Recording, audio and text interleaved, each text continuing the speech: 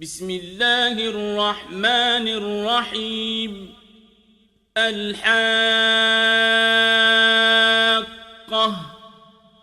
ما الحاقة؟ وما أدراك ما الحاقة؟ كذبت ثمود وعاد بالقارعة.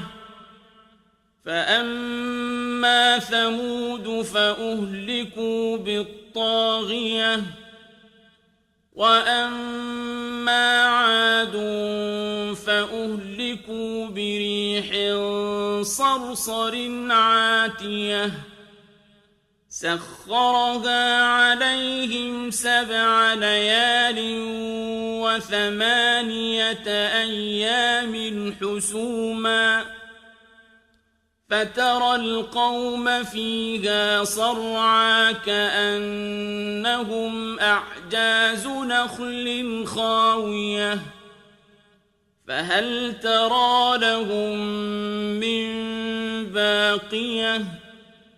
وجاء فرعون ومن قبله والمؤتفكات بالخاطئة، فعصوا رسول ربهم فأخذهم أخذة رابية.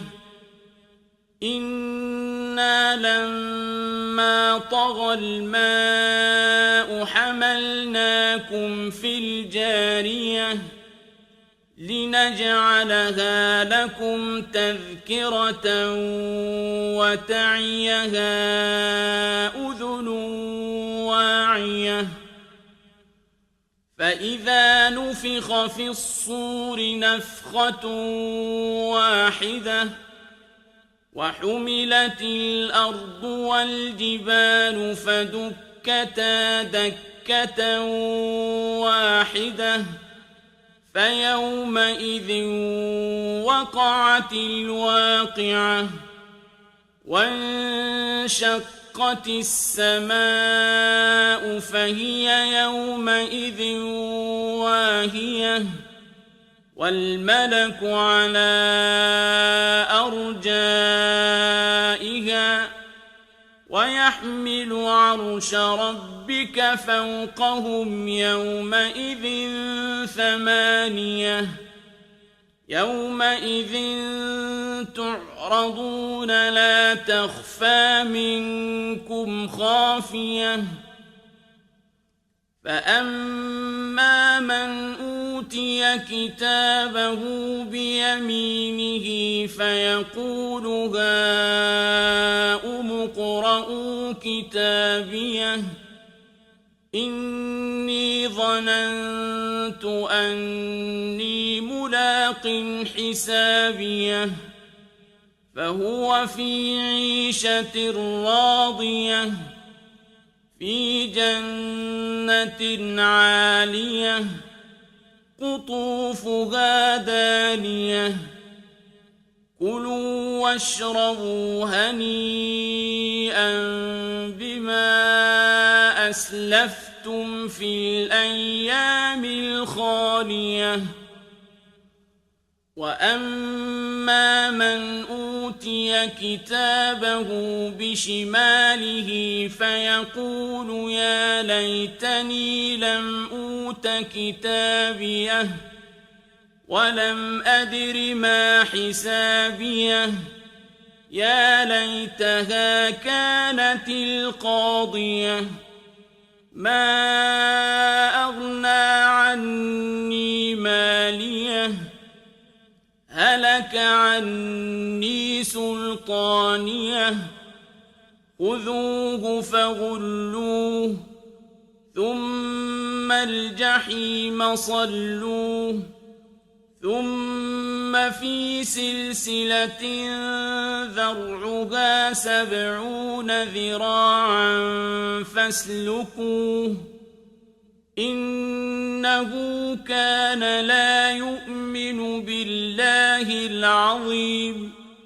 ولا يحض على طعام المسكين، فليس له اليوم هاهنا حميم ولا طعام إلا من غسلين لا يأكله إلا الخاطئون فلا أقسم بما تبصرون وما لا تبصرون إنه لقول رسول كريم وما هو بقول شاعر قليلا ما تؤمنون ولا بقول كاهن قليلا ما تذكرون تنزيل